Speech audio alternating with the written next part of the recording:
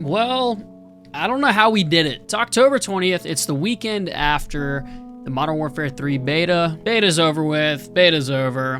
And now we're in that weird little spot in the Call of Duty year cycle where we've played the new game and we have to go back to the old game. And that's Modern Warfare 2. And I can't do it. I cannot go back and play this game. Going from Modern Warfare 3 to this game is legitimately like night and day. Yeah, they look very similar, but that's about it. I just want to go over my whole thoughts on playing this game for the last year.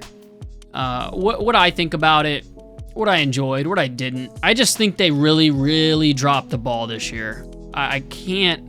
And it's not even like, oh, like they could have improved on something. It's not that. It's like, it's holy cow. Like it's that level of wow. Like the amount of failure, disrespect, and disregard for the people that actually play your video game was on a entirely different level from Infinity Ward this year. Just starting off, yeah, they removed slide canceling. They removed any sort of movement. They made the game so much slower than it has ever been. Skill-based matchmaking is absolutely terrible in this game. I mean, I've had so many matches, so many nights that I've gotten off work and tried to just do what I do, record videos for you guys, and I've been so close to just driving my fist through my monitor. You don't see it in the gameplays because, it's the good gameplays. It's when things are going well. Let's say I play about, I don't know, 20 matches in a single night. Out of those 20 matches, you'll probably get maybe 3 or 4 games in this game that are fairly decent. They went well, things were okay for you, you weren't lagging, you had decent ping, and things went well. But with skill-based matchmaking in this game, it's just so damn sweaty. It's so sweaty. Every lobby you're playing pretty much ranked play. But we're not going to talk too much about skill-based matchmaking. Enough people talk about that here on YouTube, and it gets so old, but it's the truth. Everybody's tired of it. Everybody's sick of it. It kind of plagued the Modern Warfare 3 beta. But anyway, back to Modern Warfare 2 itself. I don't really know how I played this game for an entire year. I didn't even play Vanguard the entire time, but I liked Vanguard way more than I liked this game. This game was just so much slower. Vanguard had decent movement, good gunplay. It's just kind of the fact that game was plagued by the fact that it was in World War II, and it kind of lost a lot of players' interests. Modern Warfare 2, on the other hand, to me, felt like the most nerfed, like dumbed down version of Call of Duty I think we've ever received. If you don't understand what I mean by that, let me elaborate. Like we said, they took out slide canceling, which is, some people like it, some people don't. The reason a lot of people do like it is because it instantly puts a barrier between players that are going to understand that there's another level of playing the game, and then there's players that don't understand that.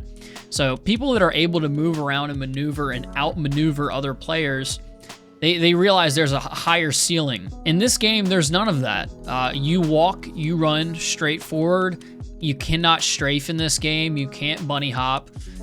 There's no extra stuff. It's literally just running, and that's about it. Not to mention, in this game, this is probably one of the first Call of Duties where we've seen the most visual recoil compared to, I think, just about any other COD. You'll notice in this game, when you go to shoot anybody, your gun just shakes around. The damn thing just shakes around. So that's something cool that in Modern Warfare 3 you can tell a huge difference. Visual recoil has been decreased a ton, and that's really exciting. But moving on to other things, red dots. They removed red dots on the mini-map. I want to say it was a couple years ago, but the community has been talking about this for years. Like, hey, we'd love to have red dots back on the mini-map. If you shoot without a silencer, we should know where you are. And that should be common sense. There was never really a reason to change that, but they did it anyway. Next is perks. Perks were perfectly fine. 1, 2, 3, you have them, you know what you gotta use, start the game. In Modern Warfare 3, they made it a loading thing. You load in different perks as the game goes on. You have to wait to get ghosts. I don't know who signed up for that. I didn't. I don't know, just these ridiculous things that it seems like somebody who's designing a whole new game designed this game. And you'd think with a name like Modern Warfare 2, which is obviously going to be a huge cash grab, you would listen to the people that dedicate a lot of time and effort into playing these games. And it seems like they literally didn't listen to a single content creator from COD Next last year. It's just unfortunate to see. This game did have a lot of potential. I'm not going to say I had a bad time on it this year. I did have a good time, but I would definitely say that the more frustrating, I'd say upsetting times on this game definitely outweighed the fun times. You just feel restricted playing this game. And another thing is dead silence. Dead silence in this game is a field upgrade, not a perk. People have been asking for it to come back as a perk for years. Now we have that in Modern Warfare 3. Why this was so difficult, I honestly don't know. Especially in this game, because the footsteps are cranked so loud. What you instantly do by doing that, what you do is you make it to where the best tactic you can do is stand still. That's one of the best tactics you can do in Modern Warfare 2, which sounds outrageous. It's like, why is that? Well, stand still and you can hear everybody around you, top floor, bottom floor, left, right, far right corner, far left corner. You can hear everybody.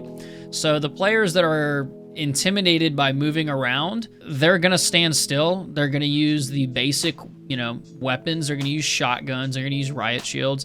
This game caters to people that don't want competition. Let's say that they don't want to struggle. But yet we've got a matchmaking system that does nothing but push competition and doesn't push a casual, fun experience. Now, especially when it does come to players that go, well, what's wrong with skill-based matchmaking? I mean, I don't mind a little competition here and there. Yeah, okay, yes, I hear you. I'm perfectly fine with having competition. I like a good, sweaty game every once in a while. But when you are at those higher levels of lobbies, it gets to the point where every single game you play, you have to do bad in order to get a game that flows well, goes well, and is just casual, a casual Call of Duty match. You have to have several bad games for that to happen. And nobody wants that. Nobody wants to purposefully have to do bad. That's why so many people do reverse boost in this game. But along with Dead Silence, SBMM, I would definitely also throw in the UI in this game. The UI looks like Hulu because it was designed by somebody from Hulu. There is just a laundry list of issues with this Call of Duty that were incredibly, incredibly avoidable. And it's not like nobody didn't tell them. Everybody said it. Everybody was like, guys, please listen.